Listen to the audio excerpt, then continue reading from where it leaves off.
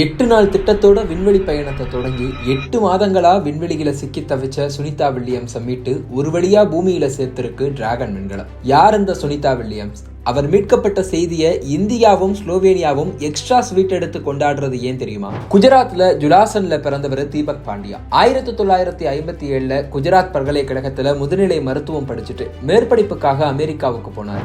ஆரம்பத்துல Ohio மாகாணத்துல Cleveland நகரத்துல தான் அவருக்கு வேலை. ஆனா விதி வலியதுன்னு சும்மாவா சொன்னாங்க? ஒஹாயோல இருந்தவரை மசாச்சூசெட் மாகாணத்துக்கு மாத்துச்சு விதி. அங்க இருந்த ஸ்லோவேனியா வம்சாவளியை சேர்ந்த உர்சுலின் பானி சலோக்கரை கல்யாணம் பண்ணிக்கிட்டு 3 குழந்தைகளை பெற்றுக்கிட்டாரு தீபக் பாண்டியா. அவரோட 3வது குழந்தை தான் இன்னைக்கு உலகம் முழுக்க பிரேக்கிங் செய்தியா மாறி இருக்கிற சுனிதா வில்லியம்ஸ். சோவியத் விண்வெளி வீரர் அலெக்சி லியானோவர் ஞாபகம் இருக்கா? அவர் முதலா விண்வெளியில நடந்த அதே 1965 ஆண்டு தான் சுனிதா வில்லியம்ஸும் பிறந்தாங்க. அதுக்காக பிறக்கும் போதே விண்வெளி வீராங்கனையாகணுங்கிற கனவோடு பிறந்தார்னு எல்லாம் சொல்ல முடியாது. ஏன்னா படிச்சு முடிச்சு வேலைக்கு போற வரைக்கும் கூட சுனிதாவுக்கு விண்வெளியில மிதக்கிற கனவெல்லாம் கிடையாது. ஒஹாயோல நீடம் ஹை ஸ்கூல்ல படிச்ச சுனிதா அடுத்து மேற்படிப்புக்காக தேர்வு செஞ்சது அமெரிக்க கடற்படை அகாடமியா.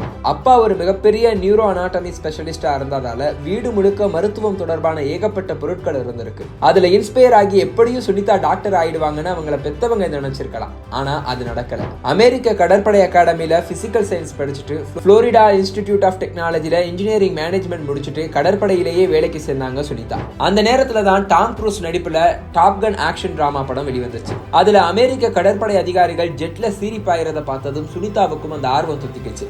அவங்க ஆர்வத்துக்கு தீனி போடுற மாதிரி கொஞ்ச நாள்லயே கடலோர காவல் படையில இருந்து கடற்படையோட விமான பயிற்சி பிரிவுக்கு டிரான்ஸ்பர் கிடைச்சது. நல்ல வாய்ப்பை பயன்படுத்திக்கிட்ட சுனிதா 30 ரகமான ஹெலிகாப்டர்களை ஒட்டி பயிற்சி எடுத்துக்கிட்டாங்க. கடலோர காவல் படையில கொஞ்ச நாள் இருந்தவருக்கு கடற்படை விமான பயிற்சியில சேர ஒரு வாய்ப்பு வந்திருக்கு. அந்த நேரத்துல தான் ஈராக்குக்கும் அமெரிக்கா தலைமையிலான அரபு நாடுகளுக்கும் இடையில் நடந்த போர் முனையில வேலை பார்க்கிற வாய்ப்பும், இன்னொரு பக்கம் போரால பாதிக்கப்பட்ட குர்திஷ் இன மக்களுக்கு உதவக்கூடிய வாய்ப்பும் ஒரு போர் விமானியா சுனிதாவுக்கு கிடைச்சது. அந்த அனுபவத்தை வச்சே புளோரிடா மாகாணத்தை தாக்கின சூறாவளி புயல்ல இருந்து பாதிக்கப்பட்டவங்களை மீட்கவும் சுனிதாவை பயன்படுத்திக்கிச்சு அமெரிக்க கப்பல் படை. இந்த வேலைகளை எல்லாம் முடிச்ச சுனிதா 1993 கடற்படையோட டெஸ்ட் பைலட் ஸ்கூல்ல சேர்ந்து பல நவீன ரக ஹெலிகாப்டர்களை ஓட்டி பயிற்சியை முடிச்சுட்டு அங்கேயே வேலைக்கு சேர்ந்துக்கிட்டாங்க.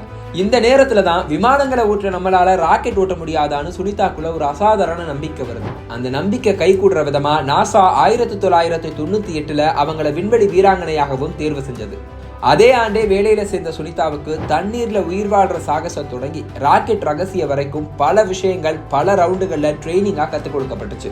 அத்தனையையும் கத்துக்கிட்ட சுனிதாவுக்கு உடனே எல்லாம் ராக்கெட் ஏறி விண்வெளிக்கு போற வாய்ப்பு கிடைக்கல. ரஷ்யால கொஞ்ச நாள் இருந்து சர்வதேச விண்வெளி வீரர்களுக்கு பூமியில இருந்தே உதவிகளை செய்து கொடுத்தாங்க சுனிதா. இந்த காலகட்டத்துல தான் சுனிதா மட்டுமில்லாம சுனிதா மாதிரி பல இந்திய பெண்களுக்கு இன்ஸ்பிரேஷனா இருந்த கல்பனா சாவ்லா விண்வெளியில இருந்து திரும்பும் போது கொலம்பியா விண்கலம் வெடிச்சதுல உயிரிழந்துட்டாங்க.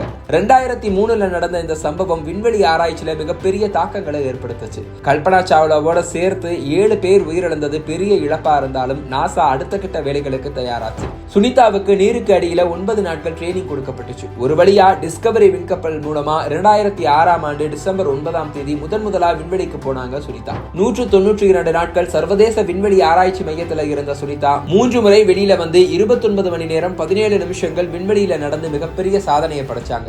இது மட்டும் இல்ல, விண்வெளிக்கு போனதும் நோயால தலைமுடியை இழந்த குழந்தைகளுக்காக தன்னுடைய முடிய தானமா வழங்க முடிவு செய்து முடிவெட்டிக்கிட்டாங்க. புவியீர்ப்பு விசையே இல்லாத விண்வெளியில நடக்கிறதே கஷ்டமா இருக்கும் போது அந்த விண்வெளி மையத்துக்குள்ள மாரத்தான் ஓடி அதுக்கும் ஒரு சாதனை படைச்சாங்க. அதுவும் தொடர்ந்து 4 மணி நேரம் 20 மணி நேரம் ஓடினாங்க சுனிதா. இந்த சாதனைகளை எல்லாம் முடிச்சு 2007 ஜூன் 22 சுனிதா திரும்பவும் பூமிக்கு திரும்ப வேண்டிய நாள் வந்தது. ஆனா அன்னைக்குன்னு பார்த்து கென்னடி விண்வெளி ஆய்வு மையத்துல வானிலை மோசமா இருந்ததால அவங்க தரையிறங்குற நிகழ்வு 3 முறை ரத்து செய்யப்பட்டுச்சு. இந்த விவகாரம் எல்லோருக்கும் கொஞ்சம் கொஞ்சமா பதட்டத்தை அதிகப்படுத்திக்கிட்டே இருந்தது. ஒரு வழியா கலிபோர்னியால இருக்க எட்வர்ட் விமானப்படை விமான தளத்துல சுனிதாவோட விண்கப்பல் பத்திரமா தரையிறங்குச்சு. 2012 மறுபடியும் சர்வதேச விண்வெளி மையத்திற்கு செல்லும் வாய்ப்பு சுனிதாவுக்கு கிடைச்சது. ஆனா 1986 சேலஞ்சர் விண்கலம் விபத்துக்குள்ளானது. 2003 கொலம்பியா விண்கலம் வெடிச்சு சிதறின சம்பவங்கள் அரங்கேறி இருந்ததால தங்களோட விண்கப்பல்களை பயன்படுத்த வேண்டாங்கிற முடிவுக்கு அமெரிக்கா வந்திருந்தது. இதனால இந்த முறை ரஷ்யாவோட சோயுஸ் விண்கப்பல் மூலமா விண்வெளிக்கு போனாங்க சுனிதா. சுனிதா. கடந்த முறை விண்வெளியில மாரத்தான் ஓடினது பத்தாதுன்னு இந்த முறை ட்ரையாத்லான்ல ஓடினாங்க சுனிதா. ரன்னிங் ஓட ட்ரெட்மில், சைக்கிளிங் போக உடற்பயிற்சிக்காக வைக்கப்பட்டிருந்த சைக்கிள், தண்ணீர்ல நீந்த விண்வெளியில இருந்த உடற்பயிற்சி கூடம்னு வானத்திலேயே சாகசம் பண்ணி சாதிச்சாங்க சுனிதா.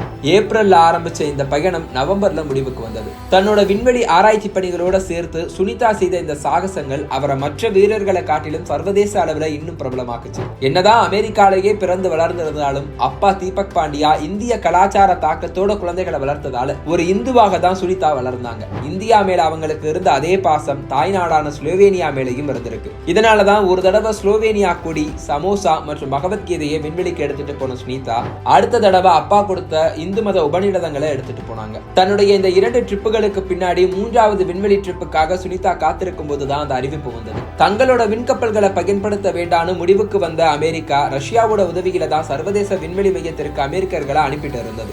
இனியும் ரஷ்யாவோட உதவியை கேட்க கூடாதுன்னு முடிவு செஞ்சு தங்களுக்கான ஒரு விண்கலத்தை உருவாக்க நினைச்சு அதை தனியார் கிட்ட கொடுக்கவும் முடிவு செய்து போயிங் மற்றும் ஸ்பேஸ் எக்ஸ் நிறுவனங்களுக்கு ஒப்பந்தங்களை கொடுத்துச்சு. இதுல ஸ்பேஸ் எக்ஸ் தயாரிப்பான டிராகன் 2020லேயே விண்வெளி வீரர்களை சுமந்து செல்ல ஆரம்பிச்சிருச்சு. போயிங்கோட ஸ்டார்லைனரை பரிசோதிக்க சுனிதா வில்லியம், புச் வில்மோர் பெயர்களை அறிவிச்சது நாசா. ஆனா போயிங் தயாரிச்ச ஸ்டார்லைனர்ல பிரச்சனைக்கு மேல பிரச்சனை வந்ததால லான்ச் டேட் தள்ளி போயிட்டே இருந்து ஒரு வழியா ஜூன் 5ஆம் தேதி சுனிதாவையும் வில்மோரையும் ஏற்றிட்டு சர்வதேச விண்வெளி மையத்துக்கு போய் சேர்ந்தது.